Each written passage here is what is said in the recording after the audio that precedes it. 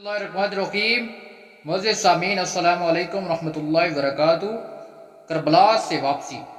رات گزر گئی تو ان مقدس سروں کو نیزوں پر اٹھایا گیا، اونٹوں کی سواریوں پر مقدس بیویوں کو بٹھایا گیا اور یہ لٹا پٹا سارا قافلہ کوفہ روانہ ہو گیا۔ ظالم یزیدی اسی قافلے کو لے کر کوفہ روانہ ہو گئے۔ رات کو ابن سعد کے لشکر سے کسی نے چاہا کہ امام زین العابدین کو بھی شہید کر دے، لیکن ابن سعد نے کہا یہ بیمار بچہ ہے، اسے چھوڑ دو۔ اللہ کی رضا بھی یہی تھی کہ کوئی وہاں ضرور موجود ہوتا جس نے سب کچھ اپنی آنکھوں سے دیکھا ہو اور وہ حالات کا عینی شاہد ہو۔ دوسرے روز لشکر یزید نے تمام لاشوں کو جمع کیا اور انہیں دفن کر کے روانگی کا اعلان کر دیا، مگر اہل بیت کی لاشوں کو دفن کرنے کی ضرورت بھی محسوس نہ کی۔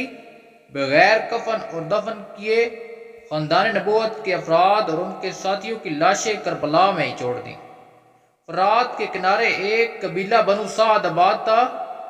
جب انہیں پتہ چلا کہ یزیدی لوگ اہل بیت 73 کی لاشوں کو کھلے آسمان تلے چھوڑ کر چلے گئے ہیں تو وہ فوراً وہاں پہنچے اور شہد کے مبارک جسموں کو کفن دے کر دفنایا۔ یزیدیوں کا قافلہ اہل بیت اکرام کے ہمراہ کوفہ میں داخل ہوا اور شہید کے تمام سران ان کے پاس تھے۔ وہ سب ابن زیاد کے سامنے پیش کر دیے گئے۔ سیدان شہداء حضرت امام حسین رضی اللہ عنہ کا مبارک سر ہولی کے پاس تھا، وہ جس کی وجہ سے بروقت دربار میں پہنچ نہ سکا اور سر مبارک کو اپنے گھر لے گیا۔ ہولی اپنے بیوی کے سے کہنے لگا کہ آج میں تیرے لیے دنیا اور جہاں کی دولت لے کر آیا ہوں۔ مطلب یہ تھا کہ یہ سر مبارک ابن زیاد کے دربار میں پیش کروں گا تو وہ بہت بڑا انعام دے گا۔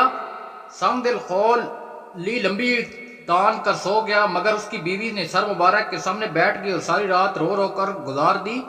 ہولی کی بیوی نے دیکھا کہ آسمان سے زمین تک نور پھیل گیا ہے اور سر مبارک کے گرد عجیب شکل کے نورانی پیکر طواف کر رہے ہیں۔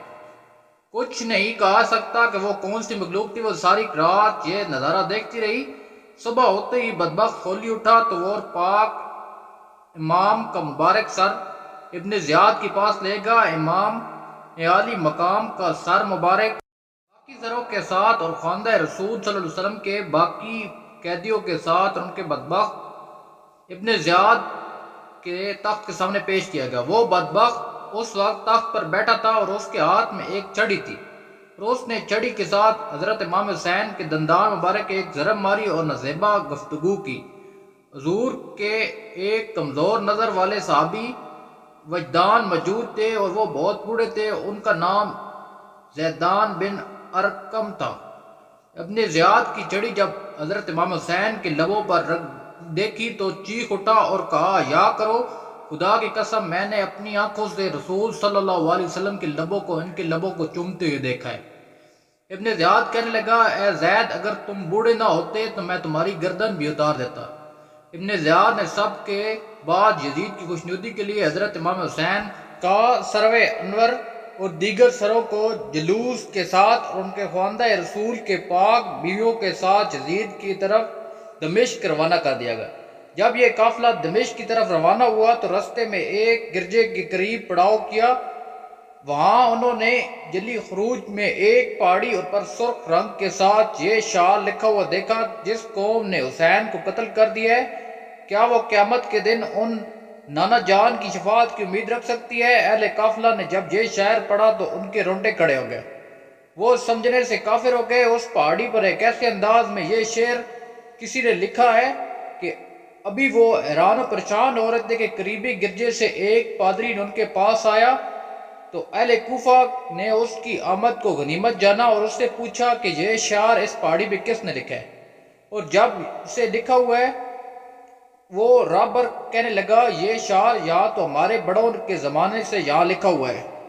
ریبر نے پوچھا یہ نیزے پر سروں کس کے سر ہیں، تو یہ قیدی کون ہے؟